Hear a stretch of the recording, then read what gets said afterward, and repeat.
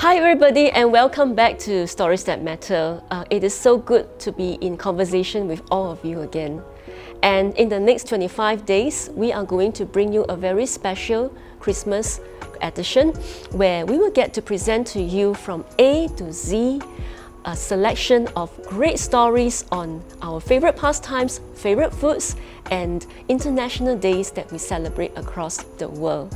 So for today, naturally, we're going to start with the letter A. Now, what word comes to your mind when you think of the letter A? For me, that word will be the word apple. Just in time for today, we are going to celebrate Eat a Red Apple Day. And here is my little red apple. When it comes to apples, my heart is always so filled with joy, because one red apple is able to help me keep the doctor away. Why is that so? That's because when I take an apple, it will always take away all the symptoms that I have for flu and cold. And that is why I'm so happy to have an apple each time when I'm falling sick. Now, the thing is that with all the fruity talk about apples, there is actually a solemn story behind this fruit. And I'm going to share with you now.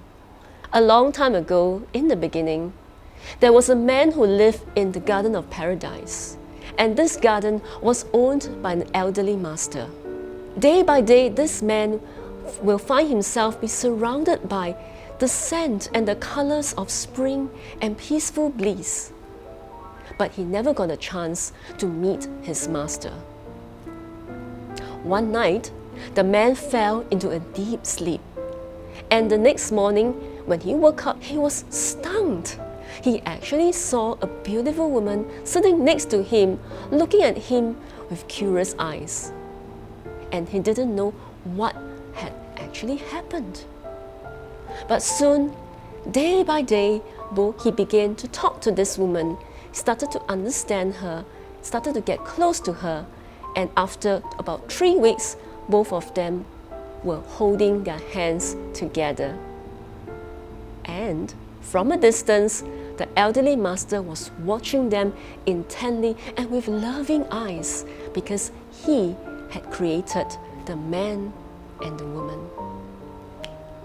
Now, one fine day, one beautiful morning, the couple was walking and wandering in the garden, and they saw this big bushy apple tree standing right in the middle of the paradise.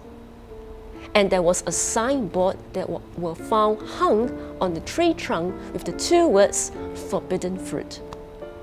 Now, the man had begun to remember that there was a time when he heard a loud booming voice coming to him, telling him, "You can eat everything in the garden except for this tree." And he remembered it always, all the time. So, as they walked closer and closer to the apple tree, the woman became very excited and wanted to step forward to grab an apple from the tree. The man stopped her, held her hand, and told her, "Stop. Remember what the master said to us. We are not supposed to touch anything on this tree." The woman looked at him, shrugged, and said, "What does it matter? I'm just going to take an apple down and we are going to share this apple and take a bite." The man insisted. "I said we need to keep our promises. Remember what the master had told us. Never break our promise to him." But the woman didn't want to listen to him. She skipped forward like a little girl, picked the fruit down, and told him in a gentle voice, "Please, let us just take a bite from it. It will not harm us." The man's heart softened, and soon both of them were taking a bite each from this apple.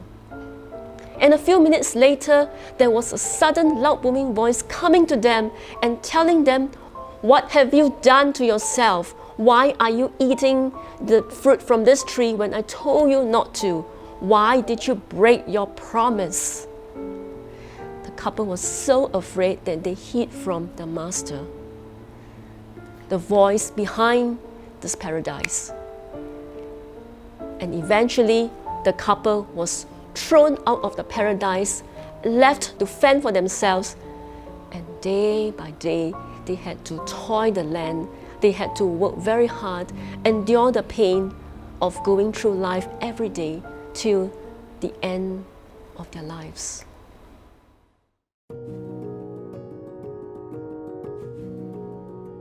My friends, one of our biggest weaknesses is our inability to keep to our promises.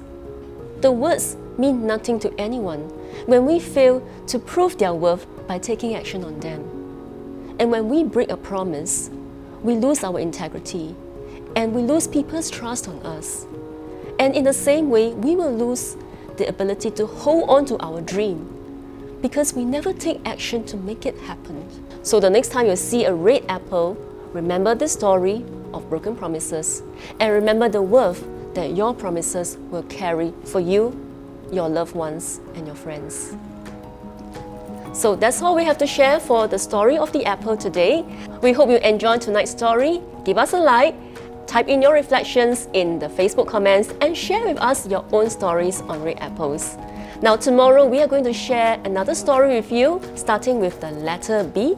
And what is that going to be? See you tomorrow at the same time in Stories That Matter. Bye bye. I'm going to chew my apple.